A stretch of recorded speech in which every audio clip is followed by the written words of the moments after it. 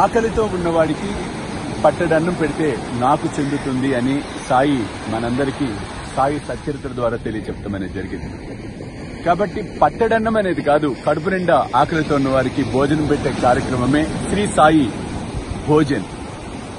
కాబట్టి మీరు కూడా ఈ అద్భుతమైన మహాయజ్ఞంలో పాలు పంచుకొని సాయి కృపకు పాత్రలు కావాల్సిందిగా కోరుతూ ఉన్నాను. వివరాలకు కింద కనిపిస్తున్న ఫోన్ నెంబర్స్ కి ఫోన్ చేయండి. చూస్తూనే ఉండండి శ్రీ సాయి సర్వస్వం యూట్యూబ్ ఛానల్.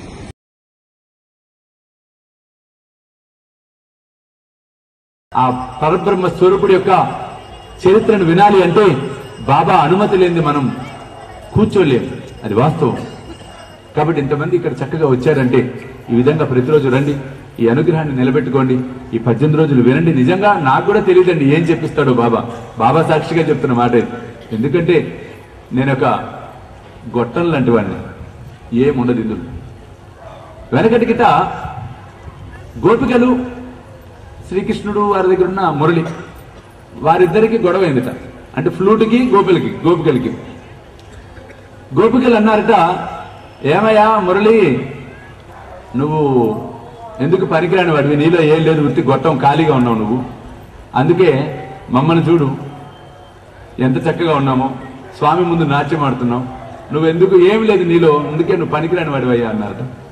వెంటనే మురళి ఏమన్నాడు చూడండి, అవునమ్మా నేను ఖాళీ గొట్టం కదా, వెదురు బొంగుని, నాలో ఏముంది, నాలో ఏమి లేదు, ఖాళీగా ఉన్నాను కాబట్టి ఆయన పెదాల దగ్గర నేను ఉన్నా, మీ బుర్రల్లో అనేక ఆలోచనలు ఉన్నాయి కాబట్టి మీరు ఆయన ముందు నిలబడ్డారమ్మా అన్నమాట.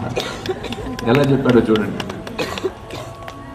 అంటే ఇక్కడ అర్థం ఏంటంటే ఖాళీగా ఉండటం అంటే ఎప్పుడైతే ప్యూర్గా మనం ఉంటూ నిస్వార్థంగా ఉంటూ ఖాళీగా ఇన్ ద సెన్స్ ఎటువంటి ప్రాపంచిక విషయాలపైన దృష్టిని పోనివ్వకుండా స్థిరముగా మన మనసును ఎప్పుడైతే నిలబెట్టగలుగుతామో అప్పుడు పరమాత్ముడు మన ద్వారా పలకటం అనేది జరుగుతుంది. అది ఒక్క సాయి విశ్వ చైతన్యాన్ని కాదండి, ఏ సాయి భక్తుడు సాధన చేసినా ఆ సాయి భక్తుడి ద్వారా సాయిబాబా తన దివ్య సందేశాన్ని ఇవ్వటం అనేది జరుగుతుంది, చిన్న పిల్లవాడైనా సరే. అందుకే ఎవరైనా మన ముందు ఒక విషయం చెప్పినప్పుడు తృణీకరించకండి, వినండి, శ్రవణం చేయండి, ఏమంటున్నాడు, ఏమో బాబా ఆ వ్యక్తి రూపంలో మాట్లాడచ్చు కదా, మనకి తెలియదు కదా విషయము. కాబట్టి సాయిబంధులారా, ఈ 18 రోజుల మహానుభావుడు మనల్ని ఎటువంటి విధంగా అనుగ్రహిస్తాడో మనం చూద్దాం. నా నమ్మకం మనల్ని ఆనందంలో ముంచెత్తుతాడు బాబా ఈ 18 రోజులు. ఇది వాస్తవమైనటువంటి విషయం. కారణం హారతులకు ఉన్న శక్తి అటువంటిది. మీరే చెప్పండి, ఒక్కొక్క రోజు రోజుకి మీ పరిస్థితులన్నీ ఎలా మారుతూ ఉంటాయో స్పష్టంగా మీకు అర్థమై తీరుతుంది. ఎందుకు ఇంత ఉపోద్ఘాతం చెప్పడం జరుగుతుందంటే అనుభవిస్తున్న వాడిని, అందుకే చెప్తున్నాను. వేలాది మంది సాయి భక్తులు ఎదురు చూస్తూ ఉన్న ఘడియలు మరలా రాబోతూ ఉన్నాయి.